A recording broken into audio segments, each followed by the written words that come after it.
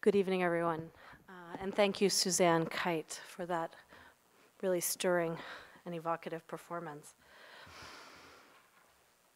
So we kick off this evening the fourth in our series, Freedom of Speech, a Curriculum for Studies into Darkness. And I'm Laura Rajkovic, and I've been privileged to work with Karen Kwoni, who is the director and chief curator of the Vera List Center for Arts and Politics, and to co-curate this series together. Thank you, Karen, and to everyone at Vera List, including J.K. Brown, the center's board chair, as well as the whole staff at the VLC, especially Emily Donnelly and Ariel Lapira, for making it all possible. So this series of seminars is inspired by an invitation that was made by Indian artist Amar Kanwar and his provocative film, Such a Morning. And he invited us to create a series of occasions to retreat into spaces of darkness as a generative act, one that might produce alternative strains of thinking or unexpected ideas about freedom of speech and its realities and implications. And it seems to me that in these times we could all do with arriving at some other approaches to the subject that perhaps carry some more nuance and possibility. So before we begin, I wish to follow a long-standing tradition here at the VLC and acknowledge that we meet tonight on land that has been stewarded by Lenape people of the past and present.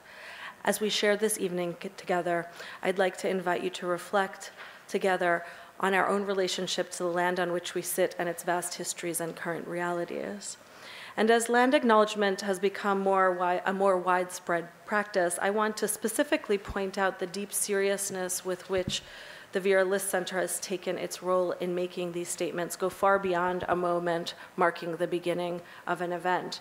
I just wanted to say how profoundly the center has taken on honoring specific Indigenous histories and centering Indigenous thought and practice in their work. They have done so via groundbreaking and Indigenous-led year-long series of meetings and seminars that began in 2016, titled Indigenous New York, and also have embedded their ongoing learning in the daily work of the center. I have not worked with any organization that did as much or so deeply. And so that brings us to today's topic, Say It How You Mean It, on translation, communication, languages. To say that Karen and I are particularly excited about what we have in store this evening would be an understatement. We've divided the discussion into two halves that will come together in a final large group conversation with all of you. We began with Suzanne's moving performance and will end with Natalie Diaz reading her poem, The First Body is the Water. In your programs, you'll find a wealth of information in addition to summaries of the seminars leading us up to this point. You'll find more detailed biographies, as I and Karen will only summarize some of the key highlights of our speakers' work so that we can save as much time for the meat of the conversation as possible. I'd also highly recommend that you check out the VLC's web pages that are devoted to freedom of speech, to the Freedom of Speech series, as you'll find videos of the seminars you may have missed. You'll find recommended readings that accompany each of the seminar's topics, as well as written summaries for all of them. It's really an exceptional resource. And so tonight, Suzanne's performance is one of many in her practice as an Oglala Lakota visual and performance artist and composer. And she'll be joining Karen's panel that will present just after this one. In a moment, you'll hear what I'm sure will be a fascinating presentation, beginning with Ross Perlin, who sits all the way to my left, a writer and linguist who will tell us about his most recent project and set the stage for us to think about language, even and perhaps especially in its most rarely spoken incarnations, as precious and central to cultural expression for its highly specific relationship to the ways in which lives are led and how we attempt to make meaning and produce knowledge. Then, artist, writer, and educator Camila Janan Rashid will tell us about a current art project of participatory meandering through the stacks of the Brooklyn Public Library, an invitation for unauthorized making of meaning within an institution built with very specific pedagogies and structures. And then Writer and art historian Aruna D'Souza, sitting in the middle, will talk about translation not only among and between languages and dialects, but also the search for meaning in spaces of mistranslation, flawed understandings, misconnections, and non-communication. And indeed, part of the reason that Karen and I have been so devoted to this subject is perhaps because so many of our very human attempts at communication, whether through art or music or speech, the written word, and even silence and withdrawal from that kind of attempt, are actually all a quest to communicate not only what we think to one another, but also to work out for ourselves what we mean to each other, what we mean to ourselves, what we mean in the larger context of life. And we rarely succeed, but maybe it's in this process of the attempt that we find so necessary to life. So this seminar is dedicated to those attempts as failure may be in fact what drives us. And so I'll ask Ross to begin. Each of our three panelists will present for 5 minutes, which I know is really short, but we want to get into some discussion. So each of them will have time for a limited number of questions from all of us to follow, and then Karen's panel will join us on stage. So I'll hand it over to Ross. Thank you. Hi. I'm with the Endangered Language Alliance, a nonprofit here in New York, which has been around since 2010, and takes as its starting point an attempt to document, to understand, and support the linguistic diversity of this archipelago, going back to Lenape times, and indeed there is a revitalization of Lenape which is taking place currently, and we're a site where language classes, Lenape language classes, taught by a language keeper coming down from Canada every month are happening, to the situation today, which unfortunately is a little hard to see here, but this is a language map of New York City, which is an unprecedented last-minute Babel. Babel in the very positive sense, despite what the myth of Babel sort of meant to convey. I'll also just show, just for a sense of paper, even though it won't be legible. This is a paper version of this same map. So I'm just going to say a few words about this map as a kind of a sort of a microcosm, both of linguistic diversity and of our work at the Endangered Language Alliance. This map shows over 600 languages at over 900 sites across the New York area. That's 3 times more languages than the census, which really is not geared towards language and has all kinds of issues we could talk about, has picked up. And this is just what we know through the communities and the speakers that we've worked with and that we've talked to, and it's obviously just a kind of a snapshot or a moment in time. But it reflects what we've been doing since 2010 as an attempt between linguists, artists, activists, students, New Yorkers, to try to grapple with what may also be peak diversity. This particular moment when, paradoxically, at a time of linguistic extinction, when languages all over the world, approximately half of the world's 7,000 languages is one way of saying it, are endangered and are, in many cases, most cases, no longer being passed down to children. And that generational break is what, combined with the sort of number of speakers, often spells deep endangerment. At this particular moment, paradoxically, because of urbanization and because of migration, cities like New York have become hyper-diverse to a degree that is unprecedented. But the risk is that a city like New York may be, therefore, a kind of last-minute haven, a place where languages come to die, where linguistic diversity appears in an incredible sort of moment, but is almost invisible to us, and most of the languages we're talking about have not been documented, are not written, and receive no kind of recognition of any kind. So maybe just briefly to mention a few paradoxes and questions that such a map and such work represents. One is to say that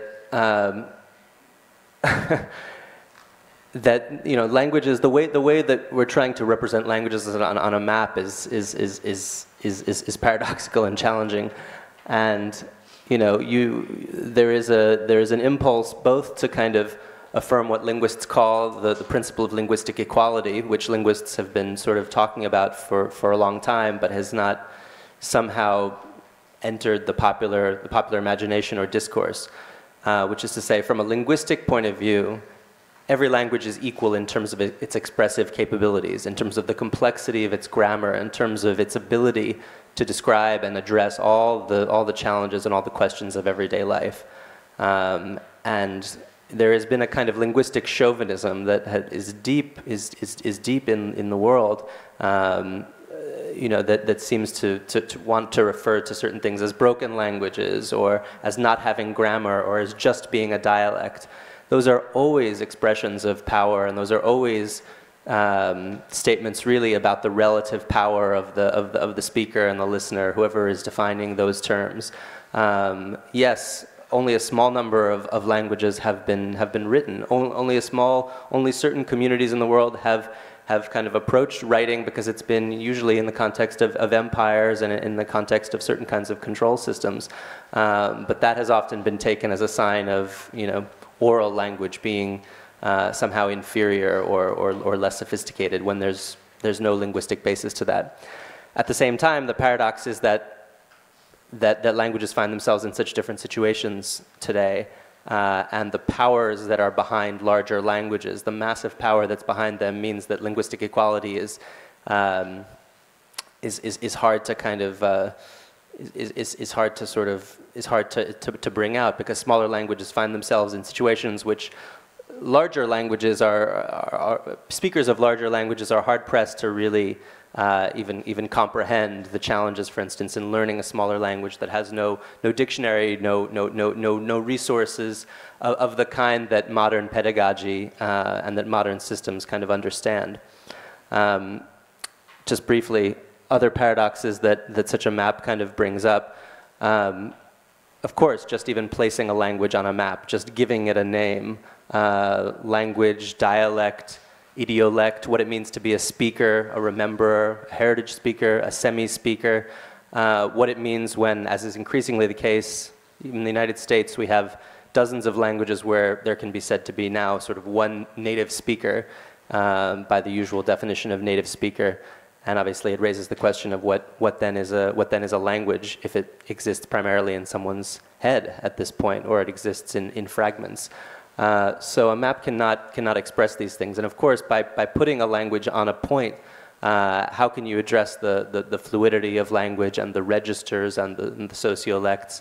And yet, and this is the final thing I'll just mention briefly, we felt, and I think many have felt, that visibility, for all of its challenges, is still worth it to some extent, to make a map of languages, to say we are here, for these languages to be sort of to be made plain, whether it's for city agencies that are allocating resources, whether it's for speakers themselves to see themselves inscribed in the city. Of course, perspectives will vary, and some will choose invisibility. But invisibility has been the standard in a place like New York, and although people may know in some sense that they're living in the most multilingual place in the history of the world, that's not something that's felt. It's not something that's experienced, and there seems to be the possibility, at least, that if it were felt, experienced, expressed, in some way made clearer, that some kind of small measure of justice could somehow emerge. Thank you so much, Ross. Before we move on, I just thought I would ask just a couple of sort of key questions that come to my mind as I listen to you, and also as I read some of the work that you've done in the past as a linguist. And I just wonder if you can help us understand if you think there's a meaning to the points in history where it seems like linguistic diversity is contracting and things are going into extinction, and when there are moments of expansion, and if that's related to the rise of monoculture, or if, if this is trackable from a linguistic perspective. I think it tracks with empire in complex ways. So empires, and sometimes they're empires of the word rather than, or empires of the soul, the spread of religions, rather than, just empires of the sword. But, empires have sort of brought what have been called sort of zones of spread. And these, of course, there's also a link through most of history to topography. Islands and mountains became zones of refuge, and areas which were, easier to conquer, whether by the sword or in other ways, became these zones of spread where, the major languages of world history, in almost every case, then those were that's where writing and canonization and as well as certain kinds of governmentality, all those things kind of developed. And then there were sort of zones of refuge, non-state spaces, various kinds of zomia. Zomia is the word that's used for what was maybe the largest of those non-state spaces that in some ways still exists in upland Southeast Asia and the Himalayas. And what we see today is that topography increasingly doesn't matter because it's easily conquered by various technologies. But that in some strange way, cities perhaps can be certain kinds of zones of refuge, and that a city, paradoxically, kind of in the eye of the storm, the very place from which these forces are emanating, actually can sort of hold within its incredible complexity certain sites of refuge. Thank you. So why don't we move on to Camila, because I think that makes sense. And we'll come back, I think, to a lot of these questions about authority particularly. Awesome. Good evening. I'm Camila, and I'm really excited to talk because I like to talk, but also because I'm looking forward to a lot more public programming as an opportunity for me to better synthesize what I feel is like sort of a sprawling practice of mine. And so more recently, I've been thinking about not calling myself an artist, but thinking about myself as a learner who's sort of working through this iterative and provisional ecosystem of projects and experiments as I'm trying to work through research and work through my thoughts and work through the things that are most interesting to me. And I'm really interested in thinking about knowledge production and ecology, and thinking about not only who gets to produce knowledge, but who gets to disseminate that in the ways that we think about knowledge production as humans, but the ways that other species are thinking about the production of knowledge in their own environment in relation to us. And so I'm going to be autobiographical for a little bit and then shift into this project that is at the Brooklyn Public Library now through April 5th or 6th, through April. And then I'm going to stop talking. So I think some really great context for this is that both of my parents met in the chemistry library at UC San Diego, and they tell this really cute story about having chemistry in the chemistry library. They're interesting people. And they ended up moving to the city called East Palo Alto, which was adjacent to the city that my dad grew up in Northern California. And at the time that they moved to that city was a very new city in the sense that it literally just become incorporated either as they were moving in or after they moved in. So we sort of moved into the city that was like new in many different ways, but before becoming incorporated was in the process of doing a lot of knowledge production, either through creating their own K-12 school system, creating a junior college, having these relationships with Black Power movements, just like a lot of things around sort of organizing and doing for self and taking sort of a hold on how knowledge was circulating and being produced within that context. And it's a very poor city. One of the things that I did have access to as a young person was this publishing center, which was a trailer that was at our school, and you would go to this old woman who would type up your stories and you could make books. And before I left, I think I was 7, so I was like second grade, I had published. I told my mom it was a dozen, she said it was only 6 or 7. We're gonna go with a dozen books. And we were able to write these about the author sections in the book. And one of the about the author sections that I wrote I wrote this sentence that was like, I like to read, write, and do art, and we're aware that that's not parallel structure. But the most important part of that about the author was this next sentence, which was, I'm a good reader. And those books became part of like our classroom library. I sort of like hustled my brothers into getting library cards at our home library by organizing this library at home. And I knew from a very young age, and I wasn't clearly talking about like knowledge production and like who gets to do what at 7, but I was aware that something sort of like had flipped a switch for me, because I was like, it's not only important that I'm reading stuff, but it's important that like I get to write the stuff that other people read. And so most of my life from age 7 onward has been sort of this engagement with who gets to write stuff, why don't I get to write stuff, why isn't my stuff in the library? And I think that part of that had to do with like a narcissistic Leo personality, but I also think a lot of it had to do with me being very aware that like I was a young black kid from a very poor neighborhood, and it was important for me to have like my stuff as part of a collection, as part of something that people could read and make sense of. And a lot of those conversations sort of to develop more, because I went to a Catholic high school as a Muslim student, and I loved every moment of that. Because I spent most of my time thinking about knowledge, who gets to write holy text, who doesn't get to write holy text, how did that Bible get written? And I remember asking my dad how the Quran got written. He was like, here's a book, go read it. And it was a book that talked about how the Quran was created over time through this oral transmission, and then like put together, then put into order, then disseminated. And I was fascinated with all these sort of cycles of revision and dissemination and producing knowledge. And so, to the part that I'm sure Laura wants me to talk about, and thinking about this more recent Brooklyn Public Library project, there's been tons of projects that have happened between Catholic school and now, and just a few.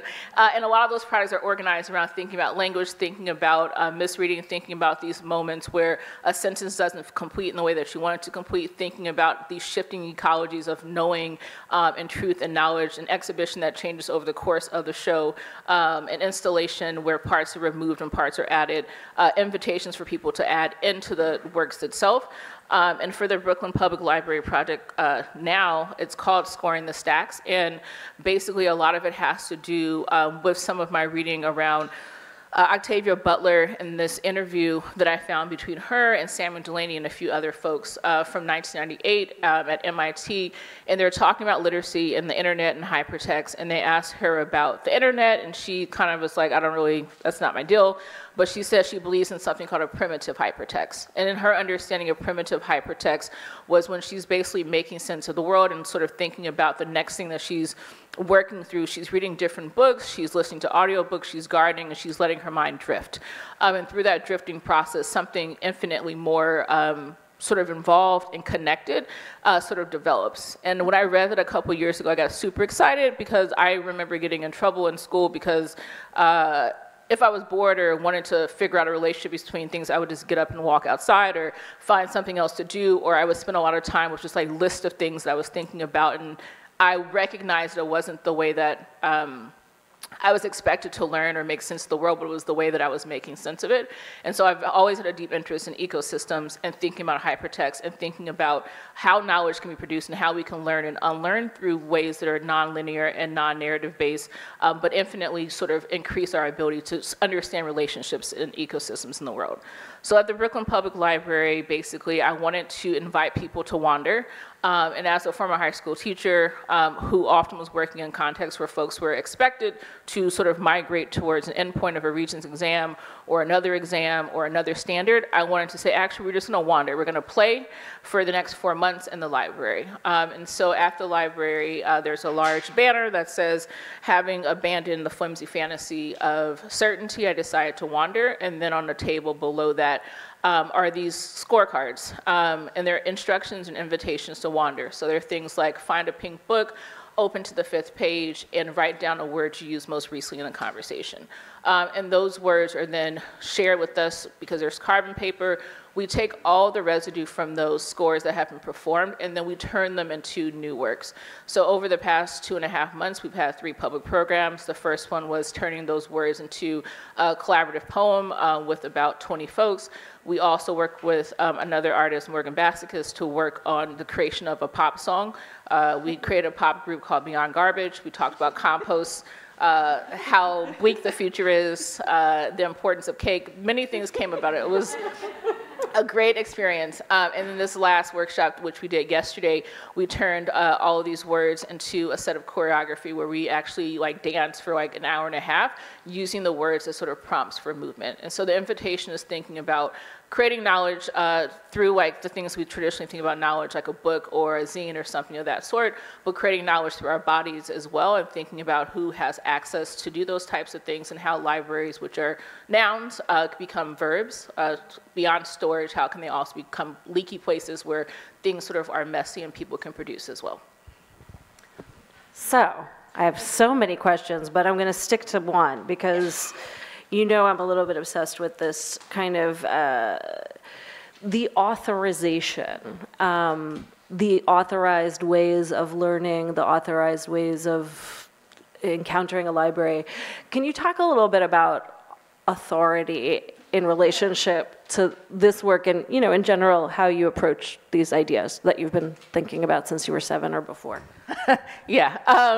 So one interesting moment is that my mom came to the workshop to make the pop song, and she thought that was giving an artist talk, and I tricked her, and she had to sing, which is great. So there's an interesting moment of her thinking about authorship and authority in that context. So for me, when I think about the library, and I hope I'm answering your question because it slipped my mind as I was telling another story, but as I'm thinking about authority in the library space and authorship, one of the things that came to mind is like the library being the most democratic place in which I've ever like done public programming, made work, shared work, worked with the public, because it's a free space. It's a space that practically everyone uses, from the guy who's trying to apply to a job, to the woman who may be dropping off her kid, to someone who's doing archival research. And so for this project, one of the things that was most important was thinking about the ways in which public programming is not always structured to be for multiple publics, and how this project was around shared authorship, so nothing that could be produced. So I'll back up really quickly. I felt like in the past I've made works that are already completed before the public gets there. The work is there, it's on the wall, you can engage with it, you can have a conversation with it, you can juxtapose, you can do all types of things to like make sense of yourself in relation to the work, but all the work was completed, so to speak. And for the past 2 iterations of work that I've done, a project at the New Museum and this project at Brooklyn Public Library, I wanted to be hyper intentional about the fact that I wanted it to be a co-authored and collaborative and co-authored experience, which means that the work in both spaces does not actually work if people don't engage with it. So nothing works at the Brooklyn Public Library unless people perform the scores and come to public programming. Like, it could just fail, and then it's just a banner and a bunch of cards. And that was really important risk to take, is to think about who gets to like make stuff, who gets to have stuff that's up in a particular space, and how important it is to think about other ways of producing knowledge, not only in written forms, but also with our bodies, and how that stuff is archived, particularly ephemeral experiences.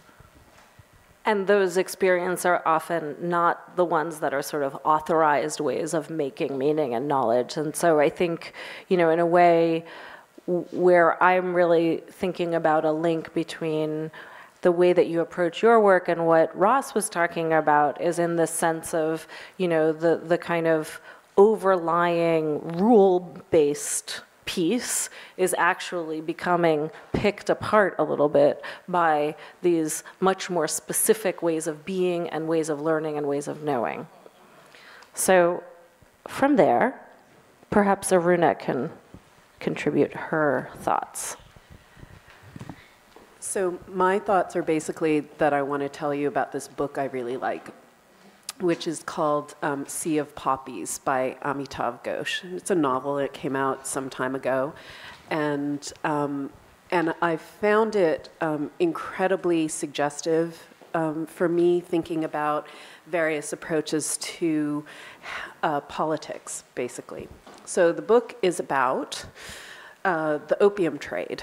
And it follows a number of different characters who end up sort of meeting through various historical contingencies around the port of Calcutta, which was one of the major ports of the 18th century, which is when this takes place.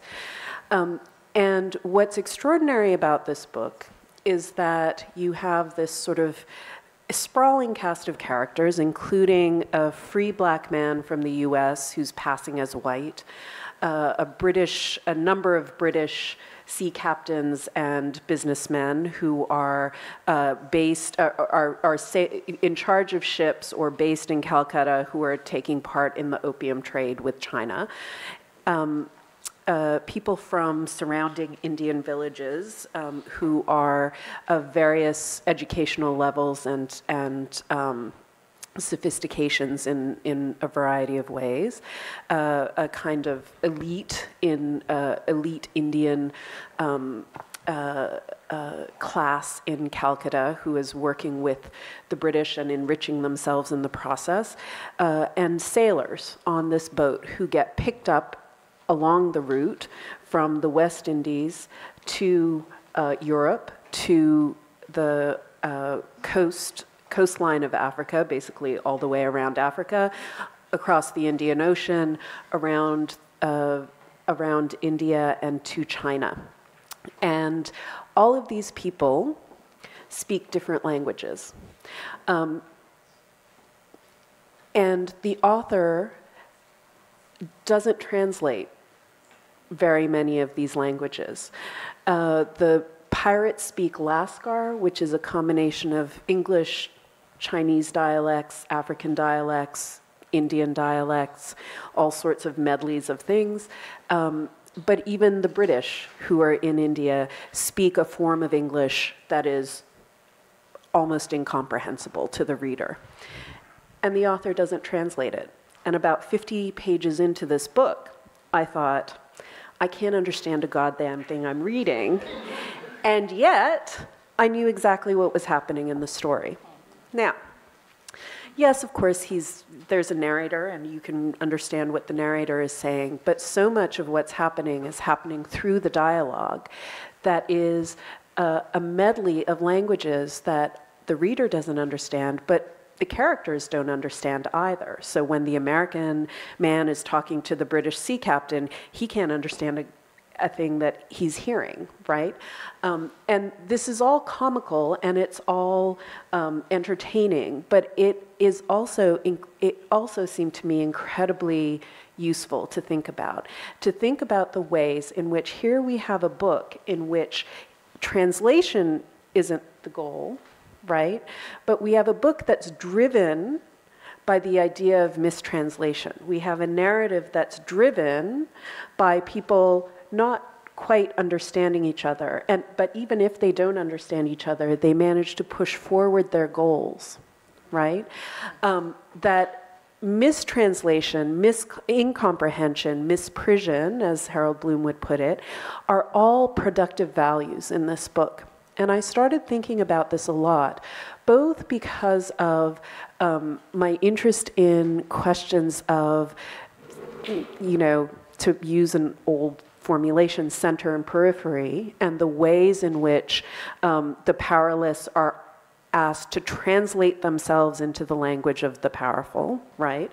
And thinking about the idea of letting things remain untranslated as a kind of political goal of everyone having to deal with the same level of incomprehension, right? So I started thinking about that. And I also I've been thinking about it more and more lately when I'm thinking about the politics of empathy, right? Which is something that the idea of empathy has taken over a lot of the ways that we talk about political transformation. That empathy is said to be the sort of main thing. We all lack empathy. We need to develop our empathy. We need to develop our understanding of each other. And I really feel deeply, fuck empathy. I don't want to have to wait for someone else to understand me in order to treat me as a human being, right? I don't want understanding to be the prerequisite for that. And so what happens if we start thinking of mistranslation as the correlate of that, of saying understanding isn't the goal, but that there can be a productive value in mistranslation. There can be There can be things that we can produce together even if we don't understand each other. And so this is sort of, I'm only going to say this because this is what I came here wanting to say, is that I think that there are, I mean, I love empathetic people, but you know what I mean. Like, as a political project, I really do want to think about what it means to say we don't have to understand in order to care for each other. We don't have to understand in order to produce spaces in which people are cared for.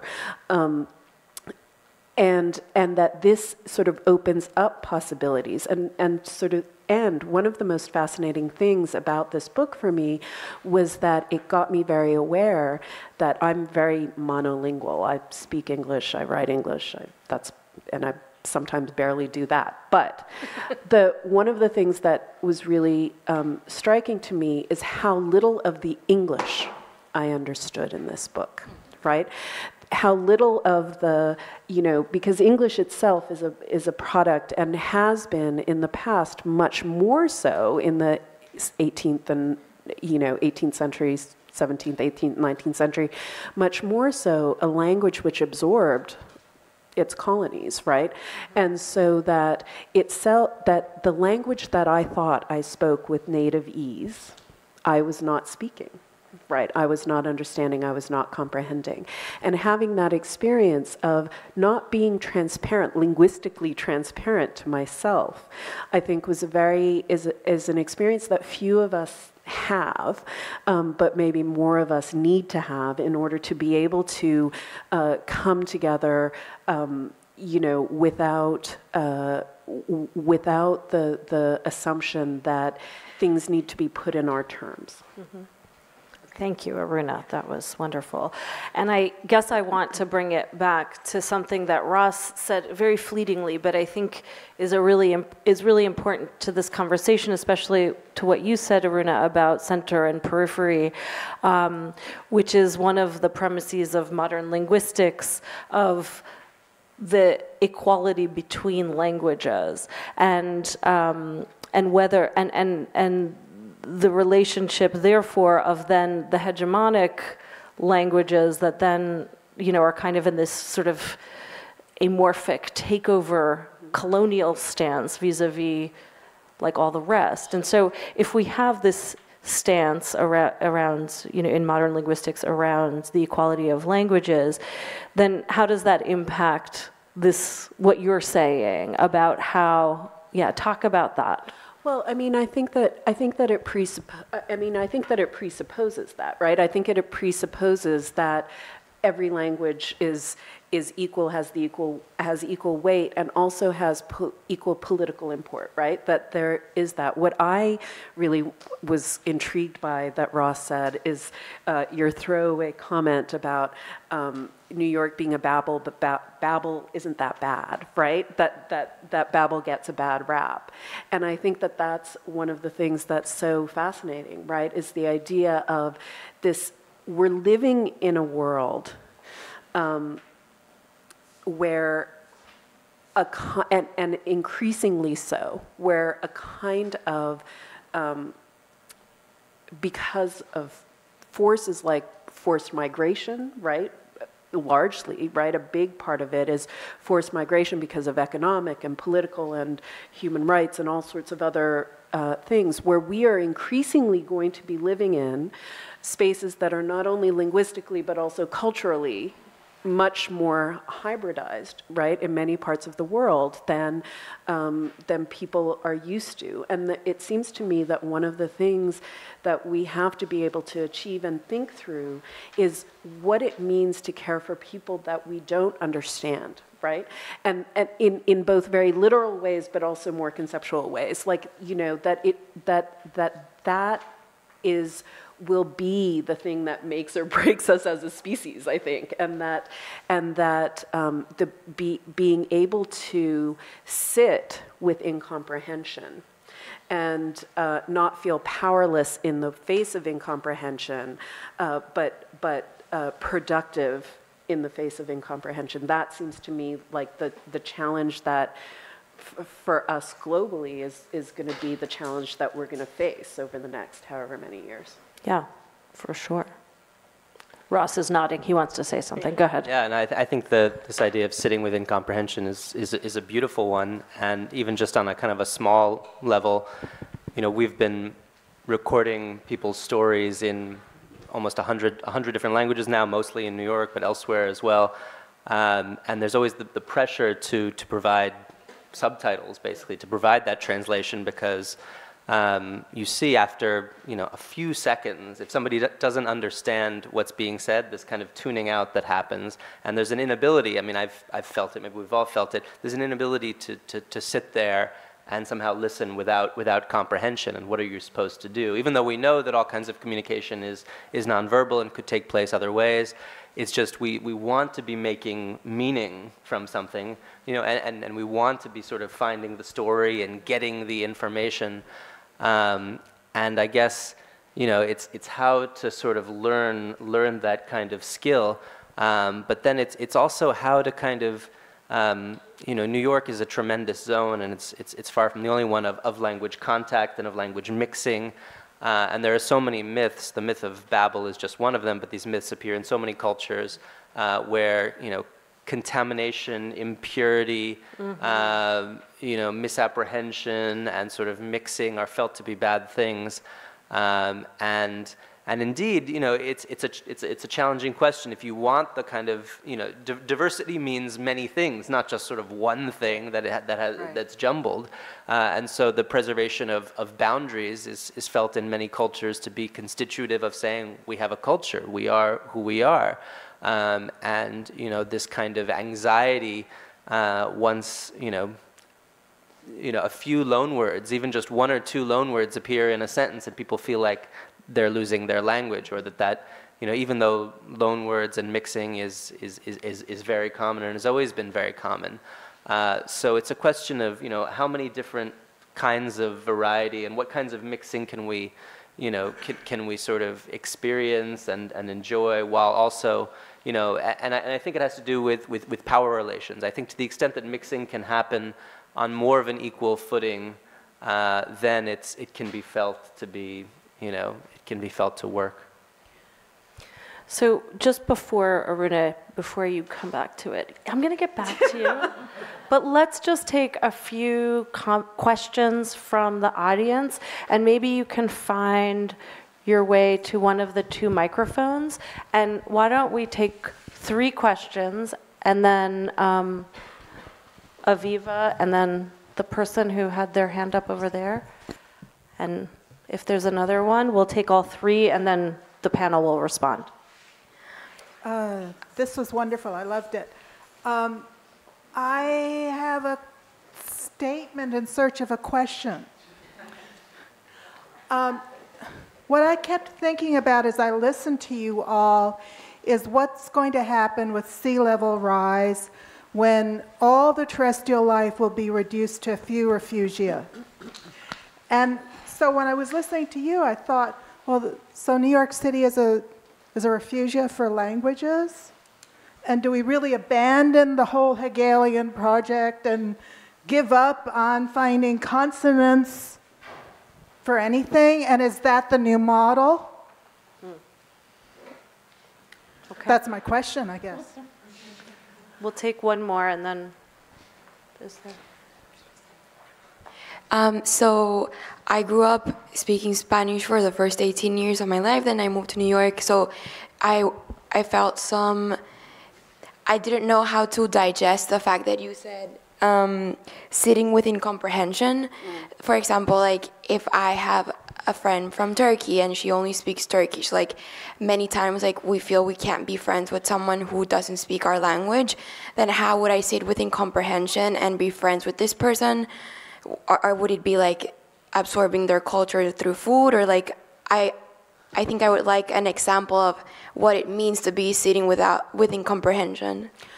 So I can only respond in terms of my experience, which is that, as I said, I grew up incredibly monolingual because my parents, who had married outside of their cultural groups, outside of their religious groups. They were both from India, but from north and south, so different language zones. They immigrated to Canada, and I was born, and they only spoke English with me. And I would go back to India, and I would be sitting with my family, who largely spoke English, but then would switch to Hindi or Sindhi, depending on who was there. And I was reading the Bollywood magazines, the filmy magazines, and I was going to movies with my cousins and all of that stuff. And I didn't speak the language, but I didn't not speak the language either. That there were, my grandmother, for example, hardly spoke any English, when I was a kid. She learned over the course of her life quite amazingly. But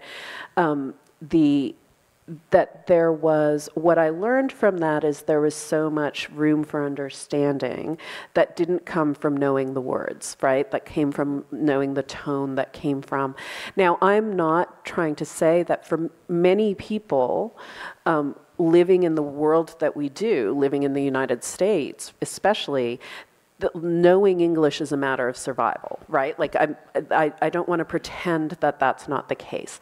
But I do want to imagine what it is to think of a politics that allows for mistranslation, that allows for incomprehension, because then it sort of steps away from the privilege that many English speakers have, right, of having the world translated for us.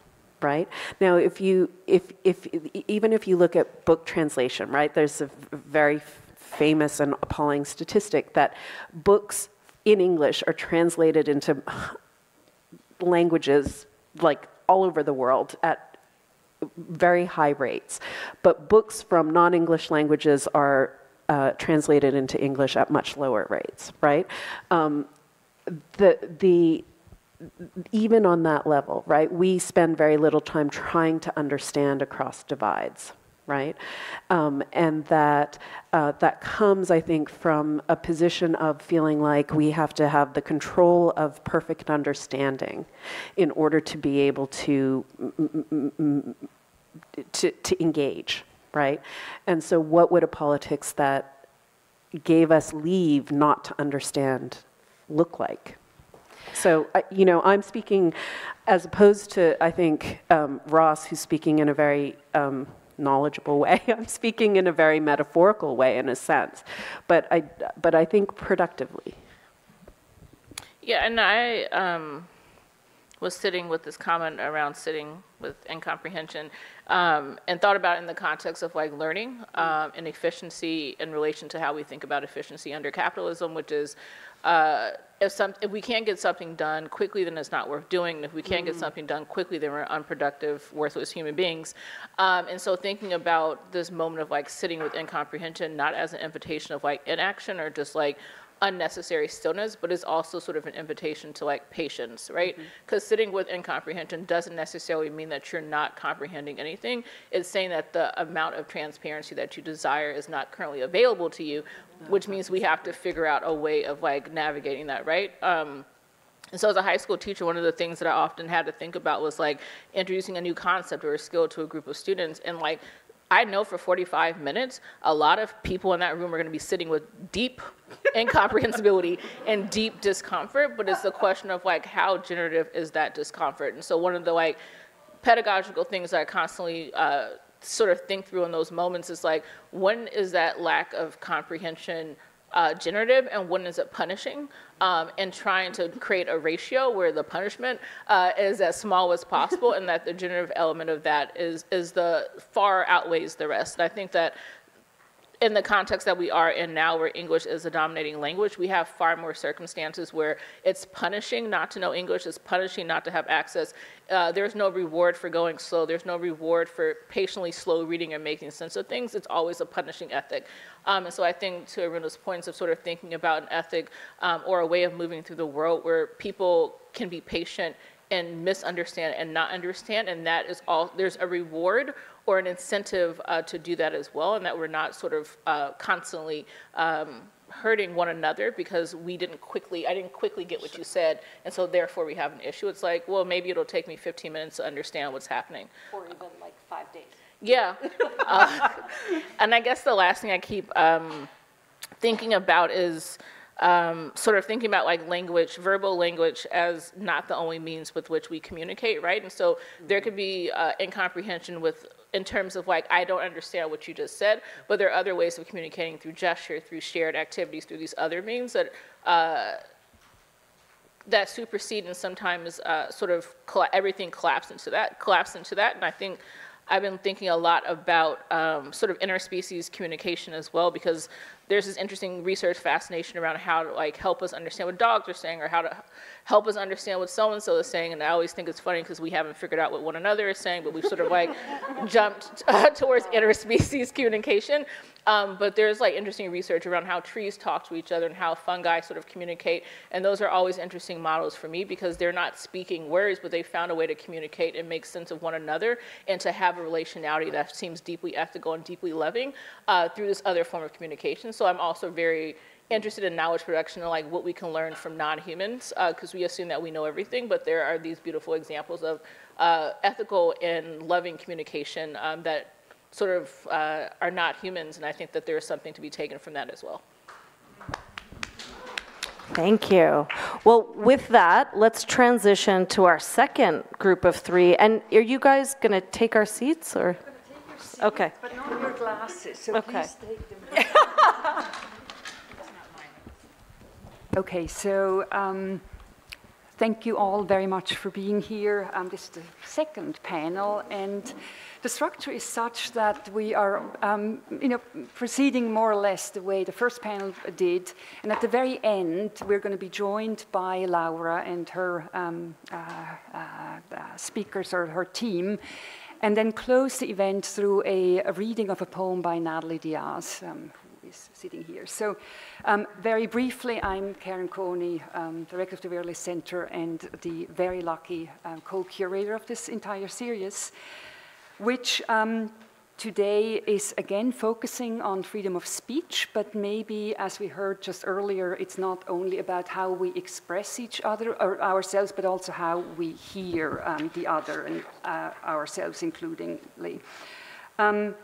Not just how we, what we hear, but also how we understand it. I guess I just said that. And what happens when speech fails in times of crises, and we still want to communicate, and we still want to be a community. So it's really interesting to have this second conversation based on an exchange that was bringing up so many times the words of miscommunication or mistranslation or a failure or a misreading. And we are trying to really actually embrace, again, as the first group did, this notion of communication that can happen beyond an exchange of information. Our speakers are, there's Suzanne Kite, who is an Oglala performance artist, also a PhD student at Concordia University and a research assistant for the Initiative for Indigenous Futures. You have developed a body interface for movement performance, carbon fiber sculptures, immersive videos, and sound installations, and are also in charge of an electronic imprint called Unheard of Records. There are long bios in your program, so I refer you to those. Next to Suzanne is Stefania Pandolfo, who is a professor of anthropology at UC Berkeley and the author of a book called Not of the Soul, Madness, Psychoanalysis, and Islam, and many other books, but this is the most recent book that Stefania has written, and Not is spelled K-N-O-T, so it has a lovely double meaning. Stefania also participated in a series of programs on speculation that we presented at the Verily Center a few years ago, and a book came out of that entitled Speculation Now. The last speaker, quite literally tonight, is Natalie Diaz, a Mojave poet and writer, recipient of numerous fellowships, including the Lannan Foundation fellowships and also a recent MacArthur Fellowship, and the author of a collection of poems entitled When My Brother Was an Aztec. Natalie is an associate professor of English at ASU, Arizona State University, and will read an excerpt of a poem called, well, we'll get to that in a moment. You also participated in a program that took place here in December and was entitled All Visible Directions Between Sky and Water. Pointing at Maria with my lips. Oh, there's Maria, yes. Yes. So, because we had the privilege of hearing from Suzanne already and experiencing her performance, I thought we would actually dive into a brief conversation around that immediately. And it might be interesting to consider the role of the body specifically and precisely, because the previous panel spoke about the need to acknowledge a physical presence, communication that happens beyond, again, the exchange of words, non-verbal affinities, alliances, and I wonder if you would care to talk about that briefly. Sure, yeah. Yeah, I mean, the last panel, it's hard not to respond to the last panel because it was, I mean, it was so amazing.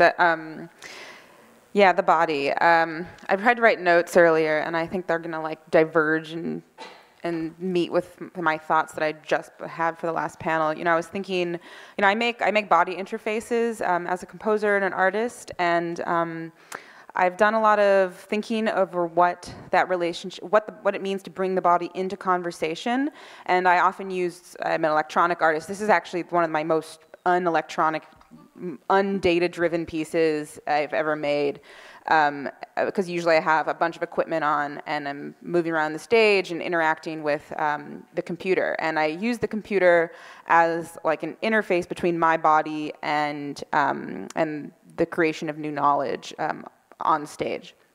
And so, you know, I always think about this quote from Sievert Youngbear, of the Sievert Youngbear Singers, and he says, you know, when we never sing of the Lakota people, you know, we never sing without dancing, and we never dance without singing. And that kind of is like a good motto to go by, where you just cannot not involve the body, and we know that. But one thing I think about in terms of my work is that I need to make, new forms need to be made to invite the body into new conversations. And I'm especially interested in non-human, I think I heard someone mutter how they saw me talk at MIT, the Zoetics thing, and it was you? Yeah, exactly. So, you know, I'm really into the ways that Indigenous people have already made and already have the knowledge and the ability to communicate with the non-human, and it requires the body, you know, and it's not enough not to discount more than the body. I mean, it involves the body no matter what. And you know, one word that I always come back to is, you know, there's a word in Lakota for sacred, and you know, it's said often, it's wakan, and I always thought it just meant sacred. And after a while, I've come to learn that it means anything that is incomprehensible. You know, and anything that is knowable, the more knowable it is, it seems that the less sacred it is and the less important. And it requires, you know, it requires the body being in time, in a space, and over an entire lifetime to even comprehend a little bit of a little bit of a story. And that is, I mean, of the many things that are different between Western epistemologies and Lakota epistemologies is the unimportance of fact, and not in the Trumpian way, but like in the idea that the more unknown it is, the more important it is. So, yeah. It was fascinating how you walked us through a increasing alienation from the stories. At the beginning, it was a perfectly straightforward telling of certain accounts, and you know, we saw the newspaper clippings and could follow. And as we began to be taught to speak the language, we also lost a specific collection to factual information that you had offered in the first half of the talk. Can you speak a little more to the fact that in the end, Lakota, despite your lovely efforts, remained completely inaccessible to us? What was what was your idea or goal or intention to walk us through this mimicking, this chant, or not quite chant, but speaking together words that we didn't understand, and at the same time giving us more words that we did not understand? If you could talk a bit about the goal. Yeah, I'll try to sum. I mean, first of all, I try to make work that has multiple translations. I rarely use the word translation, but multiple layers of knowledge for different audiences. So hopefully a Lakota audience can come and hopefully they're rolling in their seats, you know, and you know, other pieces I've done where people come in, they think they get one entire meaning from it, and then, you know, the other art audience gets one meeting, and then, you know, everybody else, I don't know what they get. But I mean, one thing that's untranslatable is humor, and I think that's one thing that doesn't cross very easily. Mm-hmm. And you know, I wrote this piece when I was just finishing up like a language immersion thing. And my teacher, Alex Fire Thunder, I give him so much credit for this work because there's an entire, he made him so, I can't even, there's only 42 words total, 49 words maybe, and he had to make complex epistemological, big translation decisions for each singular word, while also not really understanding why I was trying to troll an audience. Yeah, and so that's one, I mean, that's another entire layer of translation over everything, is my trying to communicate to him. It's too bad, I thought he was going to be able to be here, but that would have been even crazier. But my goal, you know, I'd say there's a goal for each different register of person. You know, there's, like I said, I mean, one thing that I think about with this work is that I want there to be a physicalizing with the audience of words that are difficult to say. I want there, of course, to be the play of where some things are not understood. I want, hopefully, I mean, my most important thing in my work to me is form, where I believe that form can deliver, can hold more knowledge than content. And we could drain everything out of this, replace it with totally new content, maybe like way more lies, way less fact, and it would still hopefully do the same thing, because you know, that's what form does, and good form, or at least like usable form. And yeah. That's really fascinating because it reaffirms the role of setting a stage or getting ready, or an intention, and the purpose of an intention that would then facilitate an exchange. In other words, as you say, the content itself is really not that important, but the readiness and the intention to engage in a conversation. Yeah, I mean, some levels of the content are important. It's important as Lakota. Yes. Yeah, and it's important because I know certain audiences have a certain feeling towards Indigenous languages, and it's like, it's both a gift and a trick, and that's how things feel in the world. They're both a gift and a trick, and sometimes we don't know how to navigate that. You know, I often think about like the immense amount of lies that Lakota people told ethnographers. Just, I don't know if they thought it was funny, or, I mean, it's a kind of a comment, I mean, it comes up, and when you look back at different ethnographies, is like, who said, like, why would they say that, you know? And it's partly to protect things, it's partly to protect the soul, it's partly to be funny, it's partly to put Easter eggs in, you know, but it's different registers for different folks. Right. And that's also why this performance of the lecture, of course, was so incredibly powerful. Yeah, the lecture is hilarious. Yes. You can say anything at a lectern and people will believe you. Yeah. Great, well, thank you very much. Natalie, if we could turn to you next. And I'm just going to refer very briefly to this performance that you presented together with Maria Hupfield. Sorry, Maria, I know your name. Which was called, again, All Visible Directions Between Sky and Water. And in talking about it or writing about it later, you said that you were, I guess it was actually during the talk, you you propose that rather than speak of a synergy between opposing or things that are not together, that it would be more interesting and more productive to speak, and you say, and I quote you here from that performance actually, where you said it would be more important to consider sky and water as a singular energy or an entanglement or a singular body. In other words, not to speak of a meeting of different factions, but of one holistic singular energy that brings everything together.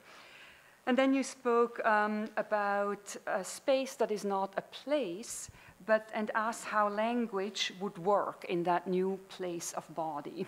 So my question to you, after hearing Natalie speak, is the question of incomprehension or leading someone into a terrain that they don't necessarily are familiar with. How can one facilitate or create the conditions for a singular energy or a joint experience when we know we do not come from the same places? Yeah, I mean, I'm really compelled by a lot of the language we're using tonight to speak about language. Yeah. Verbal communication makes up about 30% of communication.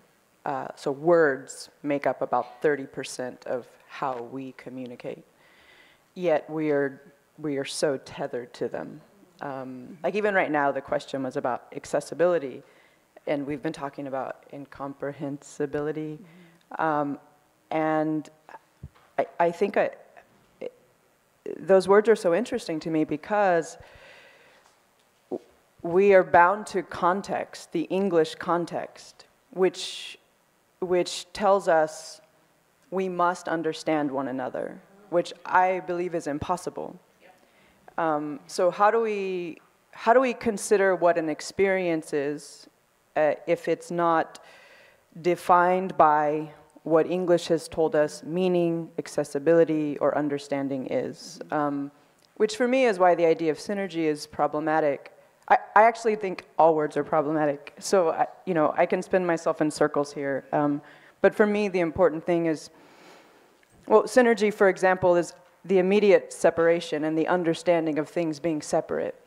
So saying, the synergy of the Makav language or Lakota or English, how do we bring them together to make a more powerful force? Like, 'cause synergy it's innovative. It's like technological. Like, it's the key word in universities, synergy. You get the grant if you write synergy.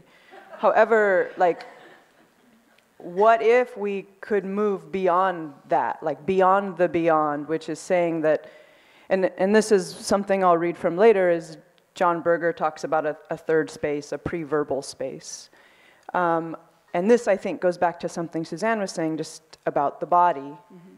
Like, what if we didn't rely on words, so incomprehensibility of verbal incomprehensibility or textual, but we thought, what is pre-verbal, what is back to the body, what if it is touch? What does that suddenly mean about the ways we communicate? And something else I think that's really interesting is we are centering so much ourselves as if the energy in the world was meant for us. Like, we are simply a very small part of it, and so it's it's difficult to imagine because we're so ocular-centric and we're so based on text, which has stilled language for us in a way. But we are talking about, someone had mentioned interspecies language, or, yeah, well, that's touch. Like, that's body to body, body of tree to body of root to body of land to body of water to body of, and again, like that idea that it's entangled by the same exact energy that we all have somehow in us. And so that, I think, all of that leads me just to one like big question about language is, we talk a lot about futurity, which is a word I've begun to question a lot.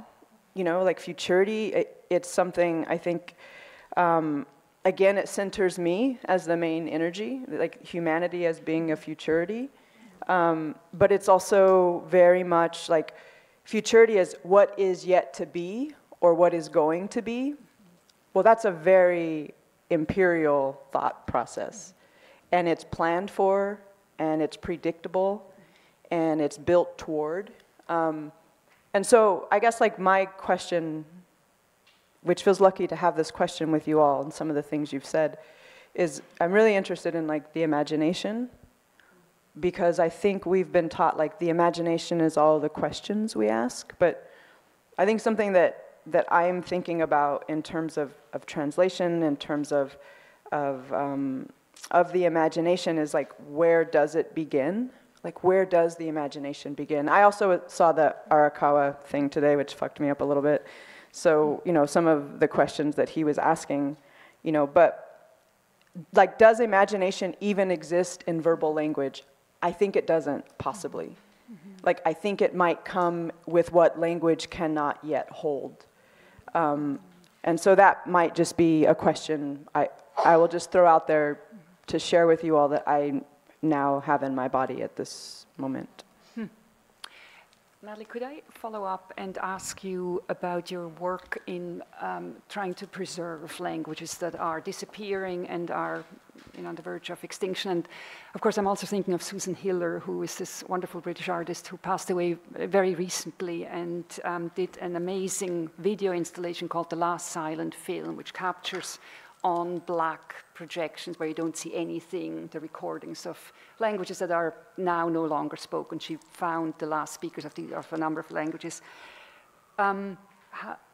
This is a very simplistic question. So, given what you just said about the space that the imagination needs to occupy or needs to be granted, and that verbal communication is not that important, 30% of our ways of being together, what is the importance or the most important part of your work preserving languages that are not really spoken much anymore? I mean, for me, it's pulling us back to the body. The way our Mojave language works is it doesn't work as a data system. So I was struck by what Suzanne said. Like, it's not about fact. It's a happening. You know, it's not very different than like oral language and basketball are very much the same. Like, they're both about futurity. Like, you are always ahead. You know, like, so in basketball, you never guard what's right in front of you. You're thinking what is possible that they might do 2 steps ahead of me, and that is something that I don't know yet, but I'm prepared to not know. You know, so the idea of practice is not that you practice because you're going to predict what's going to happen, but you're going to be ready to somehow stay in the tension of the unknown, you know, in that periphery. And that, to me, is what we lose when we lose our indigenous languages. Is English and any Western, but any imperial language has pulled us down to the static state of knowing. Like, what do you know? And this is, and then suddenly we have words like logic, or even like pathos, which are again very static, and they're which empathy. They're systems, structures of control that always center the I, like always back to the I. And so in a way, things, you know, like Mojave, we have nothing like empathy, because how could I possibly explain that the energy in me is the same energy that's in the river, is the same energy that's in the stone? I don't pretend to know what the stone experiences or feels. And it's simply because I cannot know that. That's like the real power, I think, of my indigenous language and some others, is that I've learned to sit in the luck of an energy of living, and knowing that that is my connection without me having to like conquer somebody with understanding. And that's not always comfortable, and it doesn't mean I come to it easily. It's just a place that I try to situate, and it's a place of I think we might call it discomfort, except it's also a place that feels like possibility to me.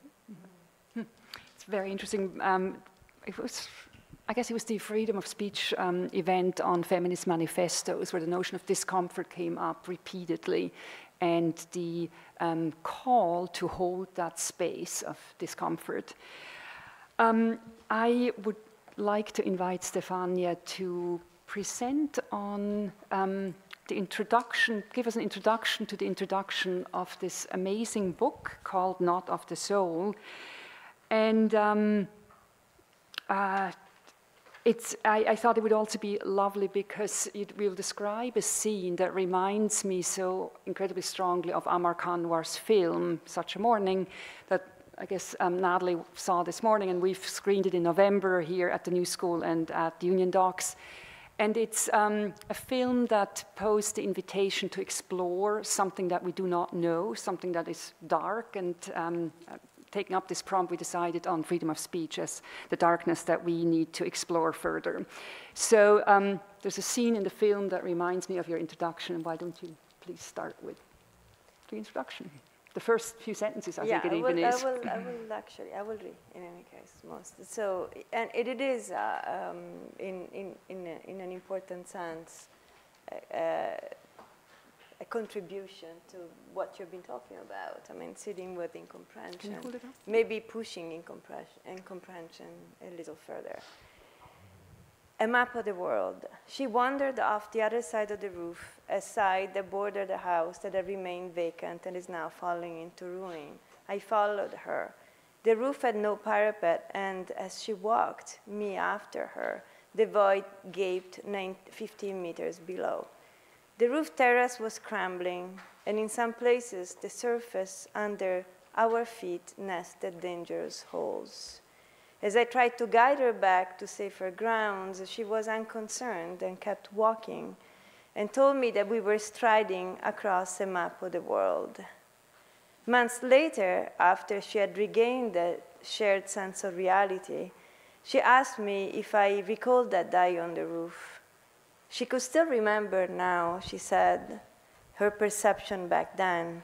In her perception of then, we were walking on a topographic map of the world, a sort of world atlas that, as we walked, morphed into a boundless surface made of a succession of countries in which we disappeared as individual consciousness. We were walking on a map of the world, she said. We were becoming that map, and you, me, had no idea.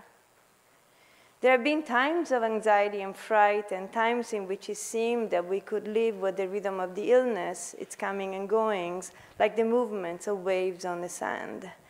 It is perhaps because I had stepped on that map of the world with her, on the roof of a crumbling house that was literally and allegorically the world itself in its losing consistency and reality, that it became for me necessary to learn to relate to that experience, one that had brought home for me glimpses of other histories, grids that had led me there without my knowing. That image morphing into the landscape and becoming a map that could not be read has accompanied me for 20 years. It registers the fading of the self in a cartography that can no longer be traveled, the dissolution of bodily boundaries into a flat surface that evokes eschatological scenes of world ending. In particular, I was thinking of the Quranic description or imagination of world ending as a flat surface, or the mythical forms of shamanic cosmomorphism in a time of post-shamans. It was a vision of madness, but also a vision of the blind, perhaps a little bit as in Amar Kanwar's film. It is an image and a perception that would only too hastily be sanctioned as mad, but that was best described by psychoanalysts who attempted to think from within the experience of psychosis. For it bespeaks an experience that is not unfamiliar to most of us in moments of lapse and estrangement, and in certain dreams, and provide glimpses into a dissolution of our psychic skin that is a tangible confrontation with the limit of life, a confrontation where subjectivity, I think, is both founded and at risk, And today, as I'm reading this, the vision of a map of the world, the roof map of the world witness to an inner catastrophe seems also prophetic of that other catastrophe, the collective vicissitudes of many regions in the world today, in the Middle East, Iraq, Syria, Yemen, that have been reduced to flat surfaces that have swallowed their inhabitants' memories and modes of life.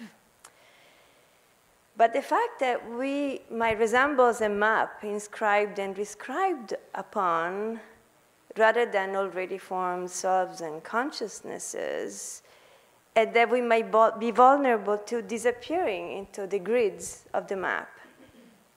It's not only a shamanic understanding of life, but it's also an understanding of life that has existed in Western thought, in its margins, in its occult zones, such as in the thought of Freud, who thought the psyche as a topographic map that was punctuated by knots of significance and gaps of penumbra and forgetting, and asked the subject to ponder what does it mean to actually exist in the form of a map that has existed before and that will exist after, and that is a form of haunting. What is it to think a lacuna, engage with an exteriority in everyday life? What is sitting within comprehension? In comprehension also of the language of the other, as Aruna was talking about, her childhood experience, but also in comprehension of the other with a capital letter, which may be the unconscious, may be God, may be forms of life that are completely inaccessible to us. In my work, I've addressed these questions through an engagement with the question of madness, the topography of the psyche, in attempting a conversation with an Islamic ontology of the soul. And I've asked the question of what would it mean, sort of taking these two kind of worlds, but also conceptual worlds side by side, to ask the question of, to think about the, what Freud had called the agency of the drive, the fact that we're also maps, seen from the point of view of Islamic theology as having the structure of an interpellation that may be a divine interpellation, an interpellation for something which is not human. The context of the work that I've done happens in a historical context that is perceived as catastrophic, both at the level of the subjects, but also and the collectivity, and the level of language and culture. And that's why in my work I engage with Frantz Fanon, with the aftermath of colonization, the colonial operation, and the kind of crippling of culture that Fanon described, quote, perceiving life not as the actualization of a fundamental vitality, but as an endemic struggle with an atmospheric death. And I try to ask the question of what does it mean to reactivate the work of culture, and reactivate the work of culture in a language that, in the words of healers with whom I have worked in Morocco, or Quranic scholars, and it's sort of translated in terms of a vocabulary of soul choking, strangling of the capacity, of the spiritual capacity of the heart, or spiritual void at the level of the subject and the collectivity. And in what sense a confrontation with an experience of madness, this is what I have been trying to understand, but also listen to, is then understood by the healer with whom I worked, as the scholar with whom I work, as a necessary shock towards the reanimation of the life of the soul. And this is addressed in the cures that are cures of spirit possession, we would call in English, through what I call a pedagogy of imagination, which is also a relation of the law and the soul, a jurisprudence of the soul, aimed at creating the conditions for a renewed capacity in the heart, for the receptivity of an alterity, which may be a divine message. The stage is the liturgy of what in Arabic is called ruqya, which means spiritual elevation or incantation, a cure of madness and spiritual illness, centered on the recitation of the Quran and the visible materialization of its effects, language in body on the stage of the liturgy, and affects on the soul and in the body of the person, and in the case of demonic possession, on the elusive ontological being that is the jinn, that is the demon, but it is also the self, in a kind of conceptual and existential context in which being is a being of passion, is a being at risk in the exposure of a radical vulnerability, which is the place that has to be accessed, or the resource that is both the danger and the resource for the possibility of an inception, of a new beginning of a work of culture. And then again, I'm thinking about Amar Kanwar's and the sendings of his letters from a space of, from a vision, as a vision of darkness in his how does he call it, the annuary, it's not the annuary of darkness. In my work, I've been profoundly influenced not just by Quranic hermeneutic, but also by the work of poets and writers from the Maghreb who have thought about the question of the collapse of culture in the sense of, and the reinscription of the novel beginning of culture in almost cosmological terms, in which recent colonial history is grafted in a much, much longer time, which is also the time of the land, which is also the time of the words, which is also the time of the Mediterranean, the water, words becoming water, as in the work of Kateb Yassin, the Algerian writer, for instance, of Mohammed Dib, also Algerian writer.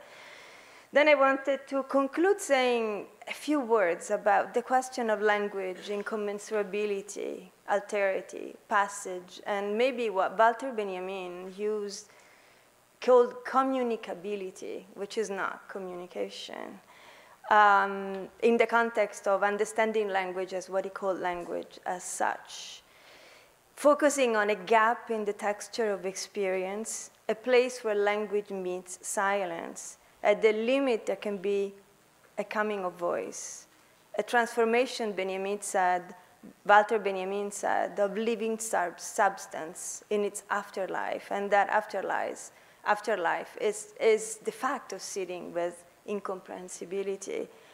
And I quote him, "For in its afterlife, which could not be called that if it were not a transformation and a renewal of something living, the original undergoes a change in the pure language which no longer means or expresses anything, but is, as expressionless and creative word, all information, all word, comma, all information, all sense, and all intention finally encounter a stratum in which they are destined to be extinguished." And I was thinking about this when I was listening to your performance.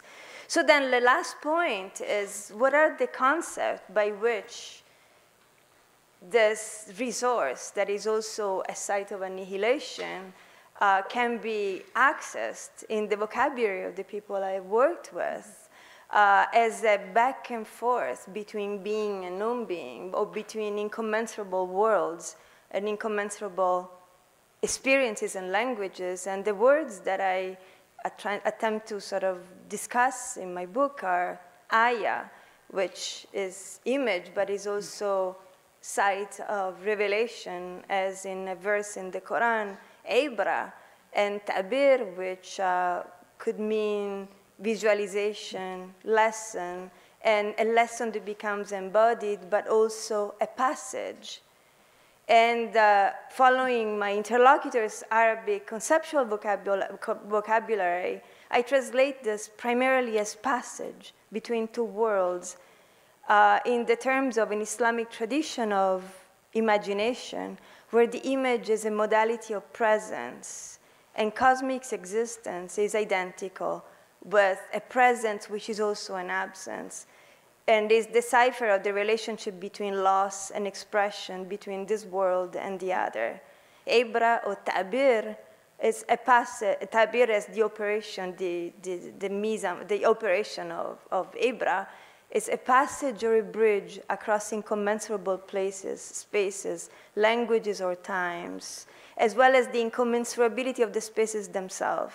A moral example, a lesson to be drawn from things past, events, portentous signs or histories, traumas, the passage of migration, translation or conversion, and the crossing of death.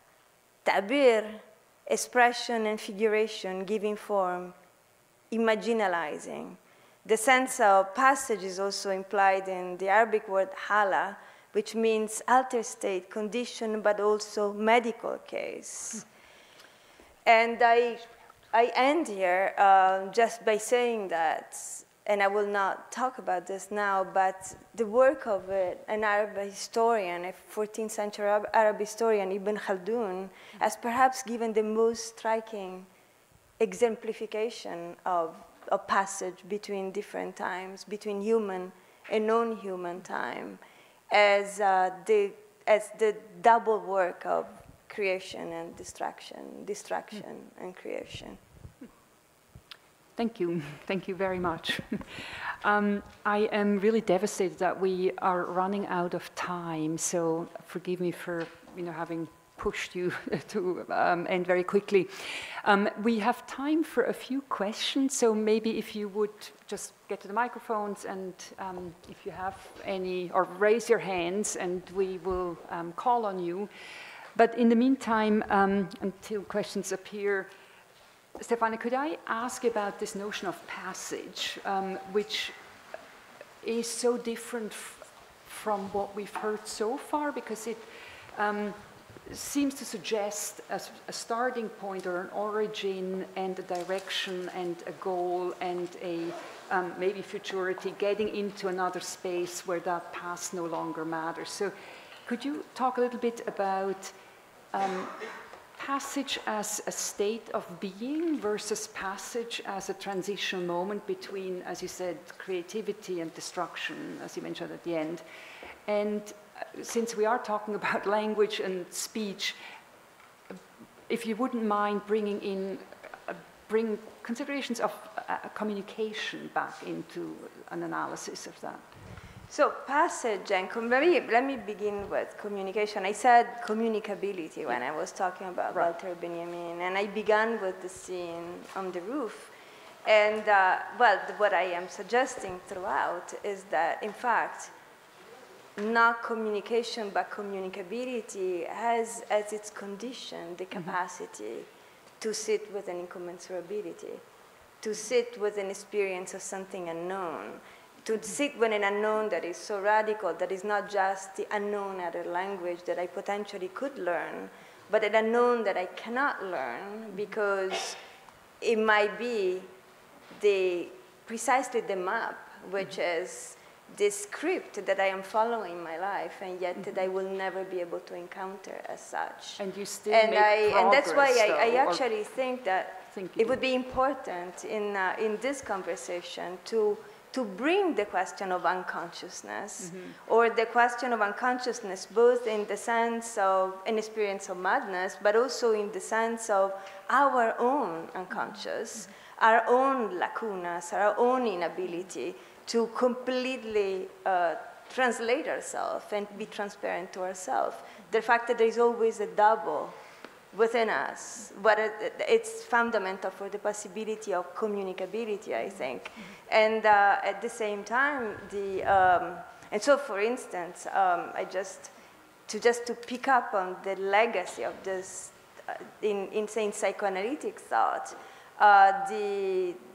without that alterity, encounter is not possible.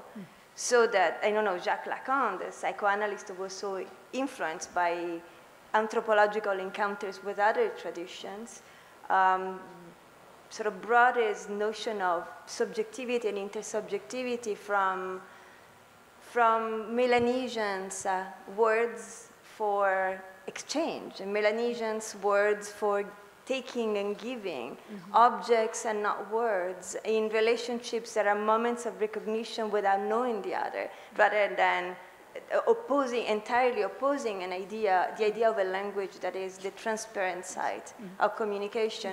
Communication makes recognition impossible, paradoxically. And I think that recognition requires the recognition of a more fundamental alterity, which is maybe the alterity of the unconscious, maybe the alterity of the divine, maybe an encounter with illness that completely sort of takes us completely off, maybe the fact of locking oneself within a trailer, as Canoir does, and waiting for an illumination that is also coming in the aftermath of disaster. The disaster of an event that maybe was not an event, maybe is a radical moment of change. Do you have questions for Stefania, or are there questions in the room? I have questions for Lacan, but I'll wait for that. Did you raise your hand? Or? Everyone looks scared out there right now. Okay, Aviva? Sorry to ask a second question, but I'm really curious between the Mojave and the Lakota languages about the relationship between perception of time. Thank you. I'm really interested if you could explain a distinction between the Lakota and the Mojave languages in the relationship between time and this idea of the unknown. I mean, I don't know Mojave. And I only know a little bit of Lakota. And I barely know Lakota. Between time and what again? The unknown. And the unknown. I got nothing.